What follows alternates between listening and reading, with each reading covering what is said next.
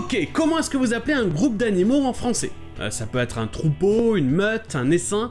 Bien sûr, ça dépend de l'animal. Eh bien, ce sera la même chose en anglais. Et il en existe des tonnes. Mais le truc bizarre, c'est que la plupart des noms veulent dire autre chose en anglais. Et le premier qui m'est venu à l'esprit, c'est un groupe de corbeaux. Ou plus précisément des corneilles. On appelle ça en anglais des crows. Et un groupe de corneilles, ce qu'on appellerait en français une volée, eh bien en anglais ça se dit a murder of crows. Et vous savez probablement que murder en anglais c'est un meurtre. You really think this is murder?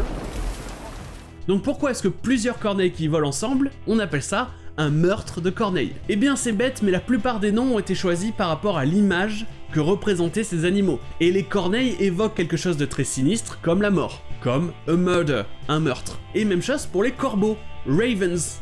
Une volée de corbeaux se dit unkindness of ravens. Kind ça veut dire gentil, unkind c'est donc le contraire, méchant. No, I don't think spies should be let off so easily. That was unkind. Et donc le nom unkindness, c'est la méchanceté. Et comme les corbeaux représentent a priori la méchanceté, on appelle ça une méchanceté de corbeau. An unkindness of ravens.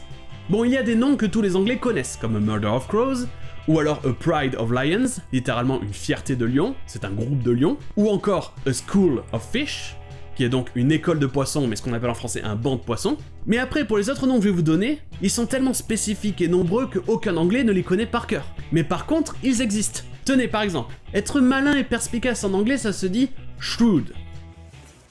Okay. Was it shrewd? Was it good tactics or was it stupid? Et le nom pour ça, c'est donc la perspicacité, c'est shrewdness. Quel animal est connu pour être malin? Je sais pas si c'est celui auquel vous pensiez, mais ce sont les singes. Donc un groupe de singes, ça se dit a shrewdness of apes. Prenez par exemple les girafes, elles sont grandes. Donc un troupeau de girafes, ça se dit a tower of giraffes, une tour de girafes. Rire très fort ou glousser, ça se dit en anglais cackle. Et quel animal rit très fort? La hyène. Donc un groupe de hyènes, ou peut-être une meute de hyènes, ça se dit a cackle of hyenas, un gloussement de hyènes. Bon, il en existe plein, mais je vais m'arrêter sur deux que je trouve marrants parce qu'ils sont opposés. Nous savons tous que les chouettes et les hiboux représentent l'intelligence. Donc un groupe de chouettes, c'est a parliament of owls, un parlement de chouettes. Et de l'autre côté, vous avez les perroquets, et eux, ils n'évoquent pas le même respect. Un groupe de perroquets, c'est a pandemonium of parrots. Et si vous ne savez pas ce que c'est le pandémonium, c'est le chaos total.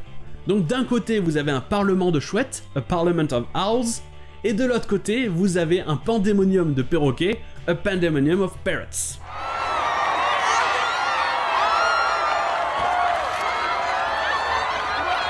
Pandemonium! Oh man. À demain!